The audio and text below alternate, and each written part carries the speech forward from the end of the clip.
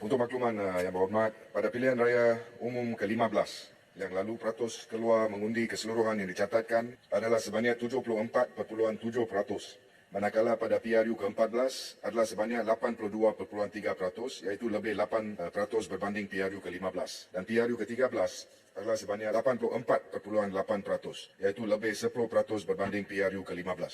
Walau bagaimanapun, berdasarkan rekod dicatatkan SPR, jumlah pengundi keluar mengundi pada PRU ke-15 sebenarnya adalah lebih tinggi berbanding PRU sebelumnya. Peratusan keluar mengundi yang rendah ini adalah kerana dipengaruhi oleh denominator yang digunakan, iaitu jumlah pemilih berdaftar yang tinggi, kesan daripada pelaksanaan pendaftaran pemilih secara automatik ataupun automatic voter registration, serta penurunan had umur pengundi kepada 18 tahun. Untuk maklumat yang berhormat, bagi meningkatkan kesedaran pengundi berkenaan kepentingan mengundi, SPR melalui Akademi Pilihan Raya ataupun APR telah melaksanakan program pendidikan pengundi sejak tahun 2017.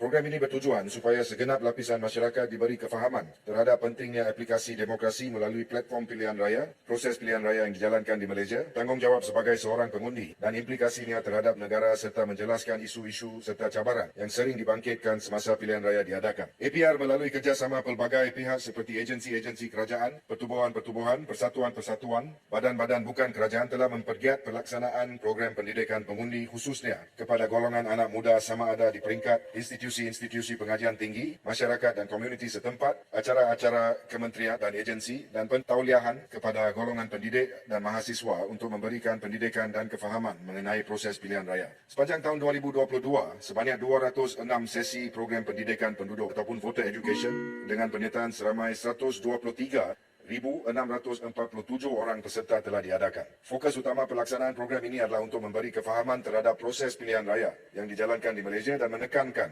kepentingan serta tanggungjawab sebagai warga negara untuk keluar mengundi semasa pilihan raya. Bagi tahun 2023 pula, APR telah melaksanakan sebanyak 233 program pendidikan pengundi yang melibatkan penyertaan seramai 66,926 orang peserta daripada pelbagai institusi pendidikan, kementerian serta pertubuhan bukan kerajaan atau NGO. Untuk makluman seterusnya yang berhormat, SPR dan APR juga turut melaksanakan pelbagai program sebagai usaha yang berterusan dalam mendidik pengundi utama. Iaitu pertamanya, SPR telah menandatangani Memorandum Persefahaman ataupun MOU dan nota kerjasama dengan 20 buah universiti awam, politeknik dan college community pada tahun 2022 bagi memperkasakan program pendidikan pengundi di kalangan pelajar. Dan kedua, APR juga mengambil inisiatif perkongsian maklumat berkaitan proses pilihan raya yang ringkas dan mudah difahami. Perkongsian ini dilaksanakan secara dalam talian melalui platform media sosial seperti Facebook, Instagram, TikTok dan sebagainya yang menyasarkan khususnya golongan belia dan anak muda. Konsep pendekatan kepada anak muda adalah berdasarkan kecenderungan anak muda yang berkaitan dengan aplikasi teknologi media sosial, pengaruh gerakan sebaya dan keterlibatan mereka dalam proses pilihan raya, sama ada di peringkat nasional ataupun institusi komuniti